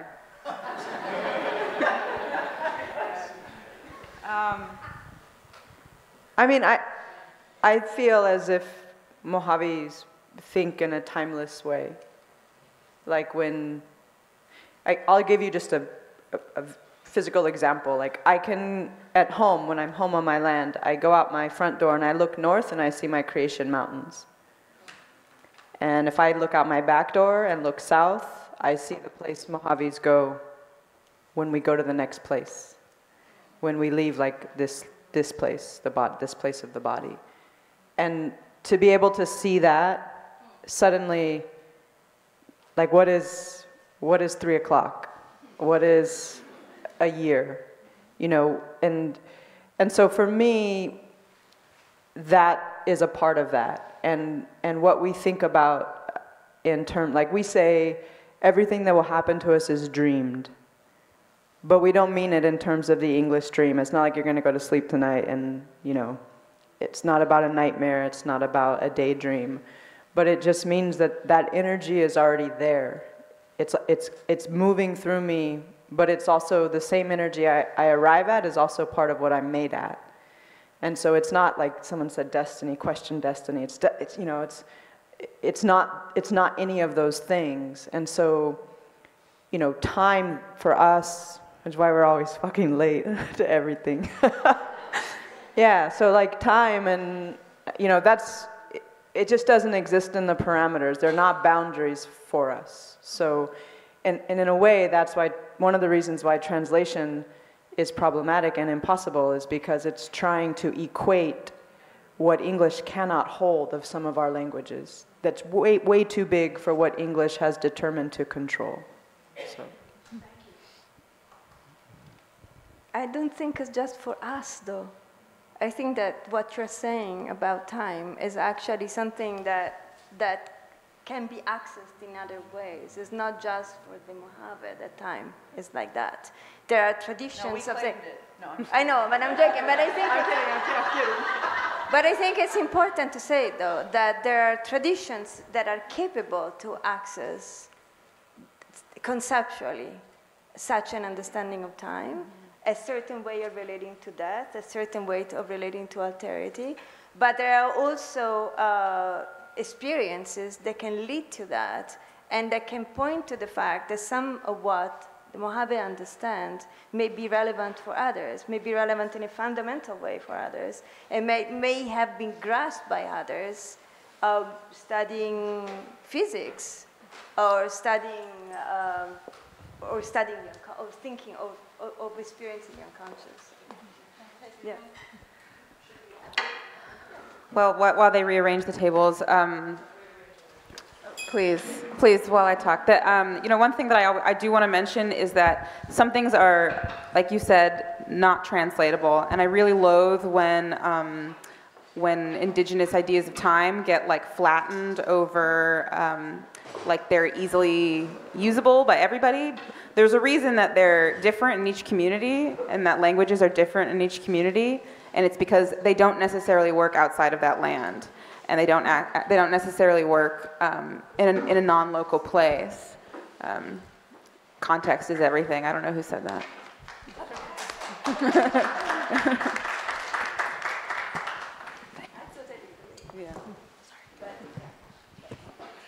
I guess, at this point in the conversation, I'd like to kind of merge some of the thinking that's come across. And so maybe what I could do is invite part A of the conversation to respond to some of what's come up in part B, because I see so many really relevant kind of tentacles. Camila, you're nodding voraciously. You were taking notes. I want to hear it from you. Well, I took a lot of notes, and this is, I'll try to be as quick as possible. But yeah, that was, there's so much that's happening, but a couple of things that sort of bubbled up for me. Now it is. A couple of things that bubbled up for me had to do with surveillance and protection. It was something that I thought about a lot. I started thinking about my dad a lot because one of the things that, there's a chapter in the Quran that we're asked to read every Friday before the sun sets, which is Surat al-Kahf, which is the 18th chapter. And there's a story in that chapter where like Father and Moses are going on this journey, and Moses keeps asking questions about like what's happening along the way, and Father is just like, slow down, like you'll figure it out, like you don't need to know everything now.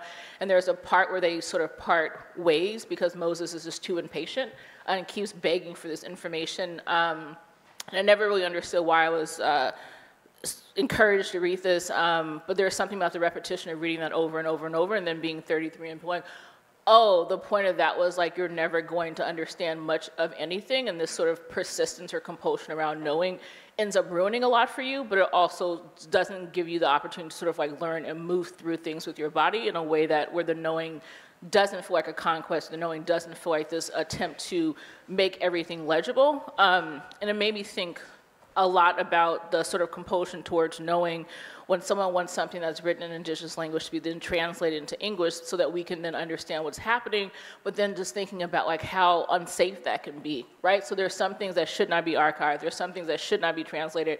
There are these imperatives around protection, and it reminded me of this excerpt from of Mules and Men with Zorna Hurston, where she's talking about collecting folklore, and she talks about the Negro as being particularly evasive, where he will sort of like laugh through things and like just tell you a bunch of like random things that are not true. And she goes on to talk about like putting something outside the door for the white man to like look at and play with, knowing that this isn't the truth, but sort of this idea of like sort of positioning oneself to be untranslatable or illegible for protection, and thinking through that around the right to opacity with Ghassan, and also sort of thinking through this in the context of like things that I grew up with my mom, and how she taught us around protection being in the form of like silence or being selectively legible. And I think that for Black Americans who don't have necessarily an indigenous language within which to hide within, silence or evasiveness or selective engagement with publics becomes sort of that mode of being untranslatable or illegible. And so that was a lot of what I was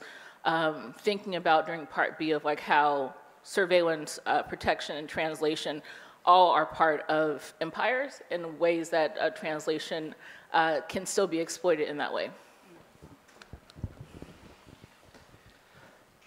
Language is only a small part of communication, for sure, but I did want to talk about how language is universal in the sense among humans, as we're talking about it. Verbal or signed language exists really in every community in the world.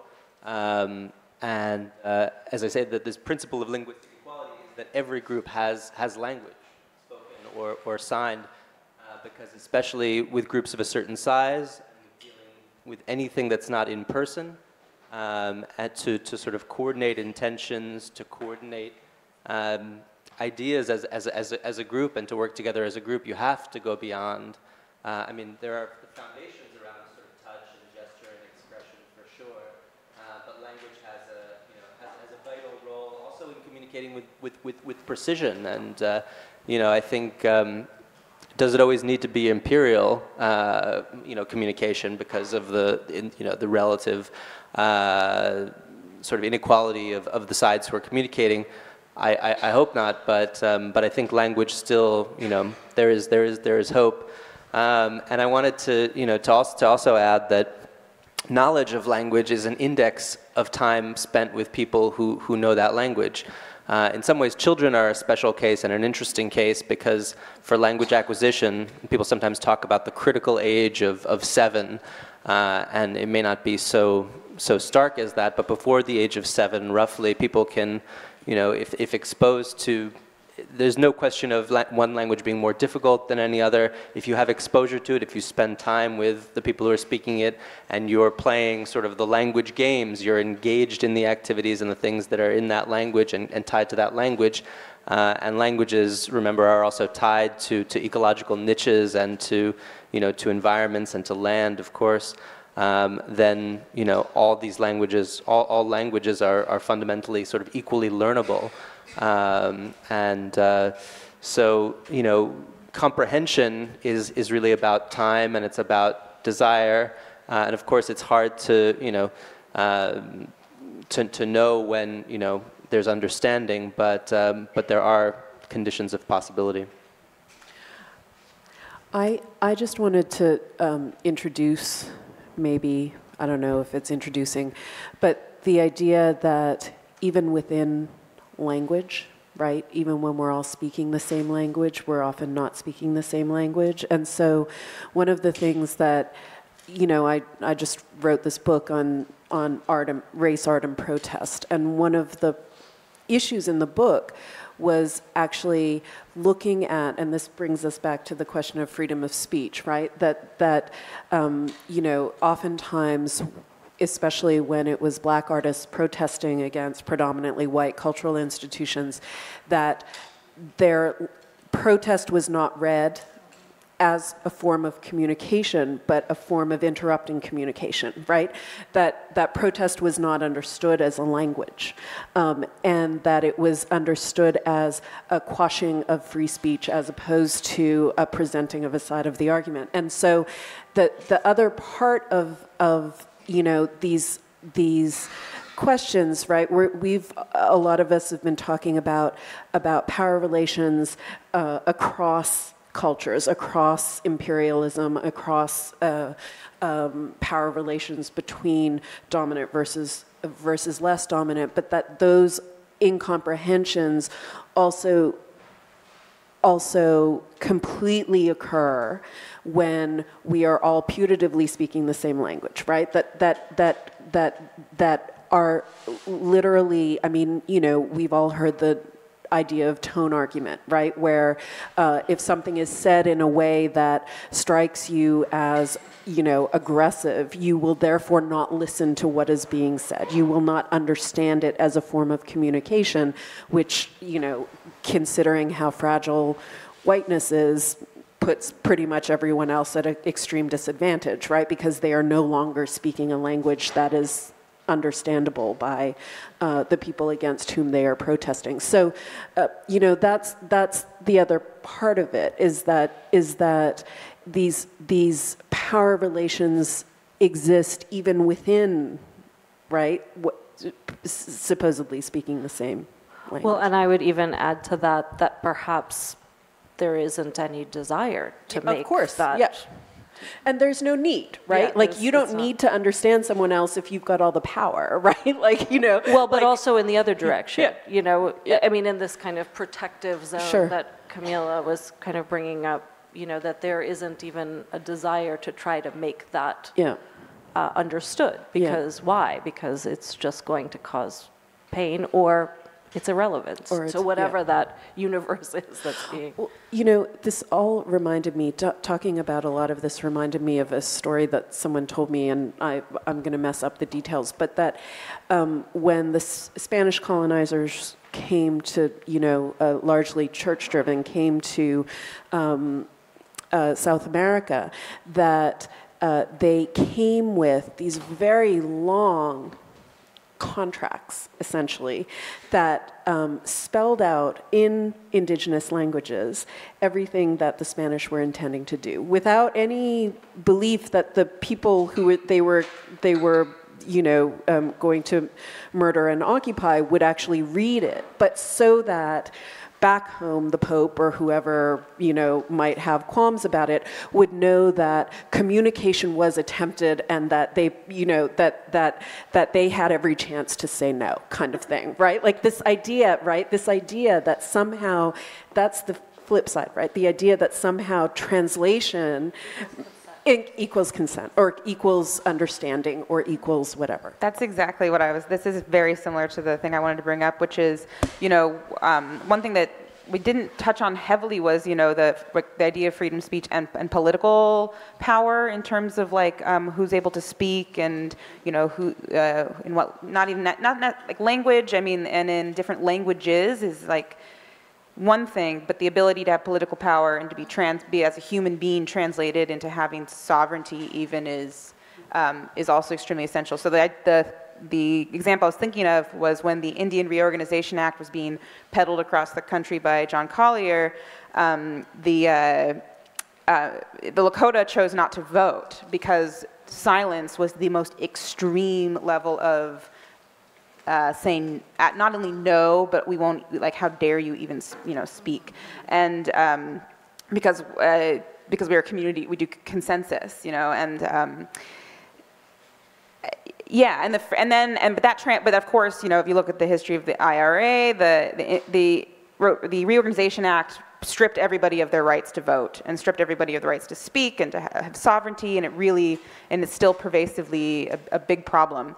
And so what that does is now, because of that the choice to be an untranslated silence, that silence meant no and not voting meant absolutely not, we still don't have any political voice at all. And so I think that's a really interesting, you know, connection. Well, and I think too, I mean, I don't know that I believe that was their like true intention, that was to say we attempted communication.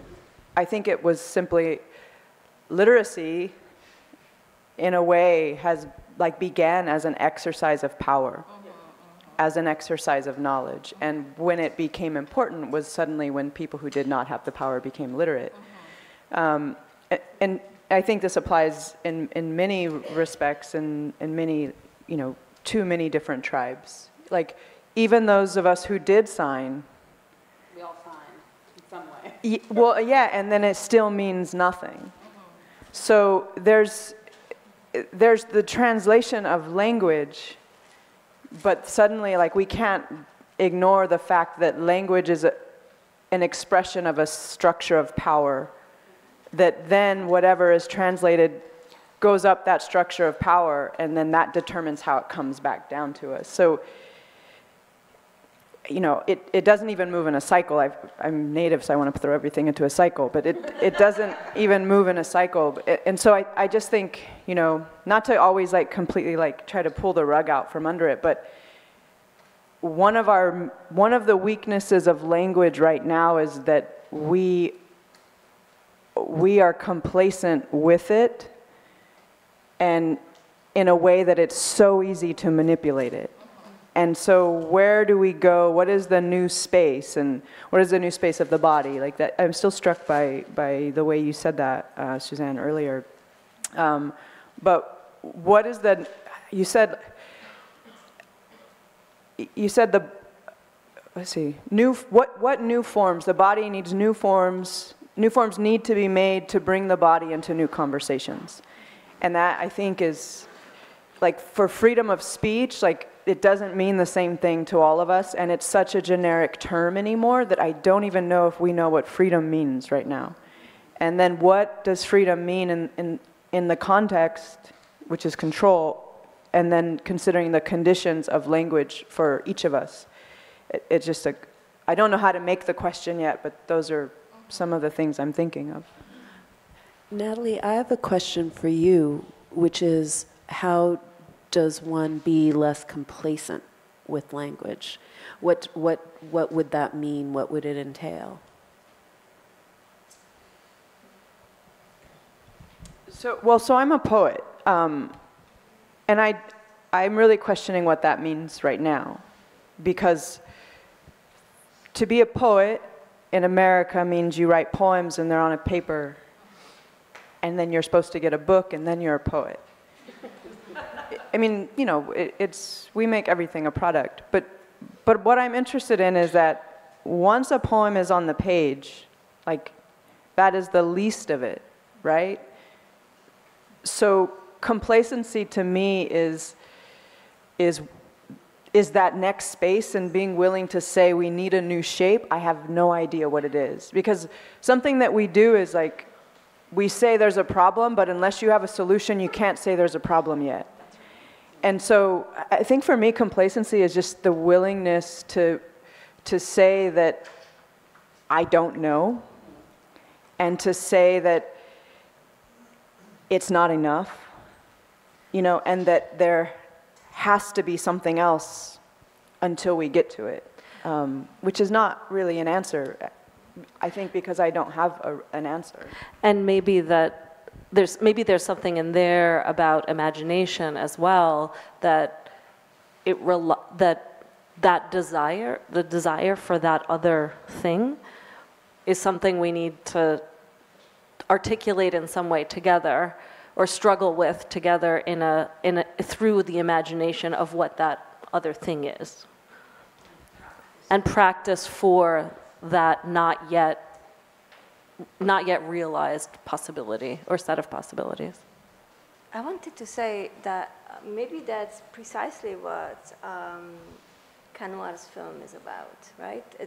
I mean, the question of complacency and the possibility of interrupting the operation of power, the possibility that a translation is not just the translation with which my land is bought, with which I am made to sign a contract that destroys me, but the possibility that the translation could actually have effects that go the other way, or that effects that go towards the descent. I don't want to call it the invention, the coming into the world of another language, of a new form. I thought that Natalie, when you were, I'm sorry, Susan, no, not Natalie, Susan, when you stopped translating the Lakota words, that is the moment in which the Lakota words came into being. That is the moment in which they could circulate, the moment in which they could disturb. And at some point you had obituaries associated with words that were not translated, suggesting that there is something about a passage, which may be the passage of death. That's actually, I use the word passage in that sense. A passage that is a leap to something which is radically incommensurable, but which is the only base in which something new can come into being, which may be something very, very old as well, because at that point, but you know, the coming of the new language in Canoir's film comes from a complete blackout, comes from an operation of imagination that has liquidated, that has emptied all the images, all the meanings, all the existing meanings, and attempts to create a space in which something can descend, and that can be sent again into the world, which I think that maybe translation with an erasure over could be thought that way. But then it's a translation that is never an equivalency, but is rather the effect that we're producing in the film. I think that may be a perfect moment to close this portion and to invite Natalie to recite her piece. So I cut this up a little bit so it won't be as long as it was. This is just something I wrote about thinking about water, which is what I think about always, but I guess it will speak for itself. The first water is the body. The Colorado River is the most endangered river in the United States. Also, it is a part of my body. I carry a river. It is who I am. Hamakav. This is not metaphor. When a Mojave says, Inyech Hamakav Idum, we are saying our name. We are telling a story of our existence. The river runs through the middle of my body. So far, I have said the word river in every stanza. I don't want to waste water. I must preserve the river in my body. In future stanzas, I will try to be more conservative. The Spanish called us Mojave. Colorado, the name they gave our river because it was silt red thick. Natives have been called red forever. I have never met a red native. Not even on my reservation, not even at the Museum of the American Indian, not even at the largest powwow in Parker, Arizona. I live in the desert along a dammed blue river. The only red people I've seen are white tourists sunburned when they're out on our water too long. Hamakav is the true name of our people, given to us by our Creator who loosed the river from the earth and built it into our living bodies. Translated into English, Hamakav means the river runs through the middle of our body the same way it runs through the middle of our land. This is a poor translation, like all translations. In American minds, the logic of this image will lend itself to surrealism or magical realism. Americans prefer a magical red Indian or a shaman or a fake Indian in a red dress over a real native, even a real native carrying the dangerous and heavy blues of a river in her body. What threatens white people is often dismissed as myth. I have never been true in America. America is my myth. Derrida says every text remains in mourning until it is translated.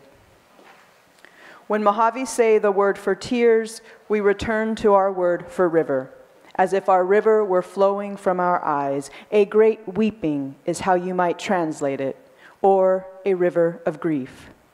But who is this translation for? And will they come to my language's 4-night funeral to grieve what has been lost in my efforts at translation? When they have drunk dry my river, will they join the mourning procession across our bleached desert? The word for drought is different across many languages and lands.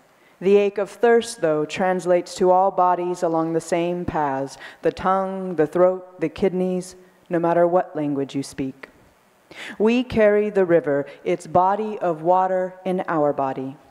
I do not mean to imply a visual relationship, such as a native woman on her knees in a canoe holding a box of Land O'Lakes butter, whose label has a picture of a native woman on her knees in a canoe holding a box of Land O'Lakes butter, whose label has a picture of a native woman on her knees. We carry the river, its body of water in our body. I do not mean to invoke the Drost effect. I mean river as a verb, a happening. It is moving within me right now. In Mojave thinking, body and land are the same. The words are separated only by the letters. Imat for body, amat for land. In conversation, we often use a shortened form for each, mat. Unless you know the context of a conversation, you might not know if we are speaking about our body or our land. You might not know which has been injured, which is remembering, which is alive, which was dreamed, which needs care. If I say my river is disappearing, do I also mean my people are disappearing? How can I translate, not in words but in belief, that a river is a body as alive as you or I, and there can be no life without it? John Berger wrote, "True translation is not a binary affair between two languages, but a triangular affair. The third point of the triangle being what lay behind the words of the original text before it was written. True translation demands a return to the pre-verbal."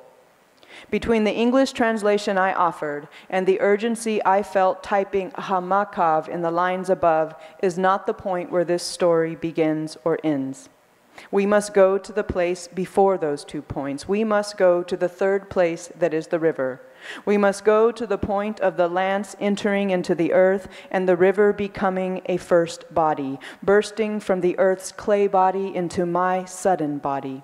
We must submerge, come under beneath those once warm red waters, now channeled blue and cool, the current's endless yards of emerald silk, wrapping the body and moving it, swift enough to take life or give it. We must go until we smell the black root wet anchoring the river's mud banks. We must go beyond, to a place where we have never been the center, where there is no center, beyond to what does not need us, yet makes us. What is this third point, this place that breaks a surface, if not the deep cut and crooked bone bed where the Colorado River runs, a 1,450-mile thirst into and through a body? Berger called it the preverbal. Preverbal as in the body when the body was more than body, before it could name itself body and be limited, bordered by the space body indicated. A river is a body of water. It has a foot, an elbow, a mouth. It runs, it lies in a bed. It can make you good. It remembers everything. If I was created to hold the Colorado River, to carry its rushing inside me, if the very shape of my throat, of my thighs was for wetness, if my every desire has been shaped around the wide open desert of thirst, of a sky of river and its burning stars, how can I say who I am if the river is gone? What does Hamakav mean if the river is empty to the skeleton of its fish and the miniature sand dunes of its dry silton beds? If the river is a ghost, am I? Unsoothable thirst is one type of haunting. If your builder could place a small red bird in your chest to beat as your heart, is it so hard for you to picture the blue river hurtling inside the slow muscled curves of my long body? Is it too difficult to believe it is as sacred as a breath or a star or a sidewinder or your own mother or your beloved? If I could convince you, would our brown bodies and our blue rivers be more loved and less ruined? We think of our bodies as being all that we are. I am my body. This thinking helps us disrespect water, air, land, one another. But water is not external from our body, ourself.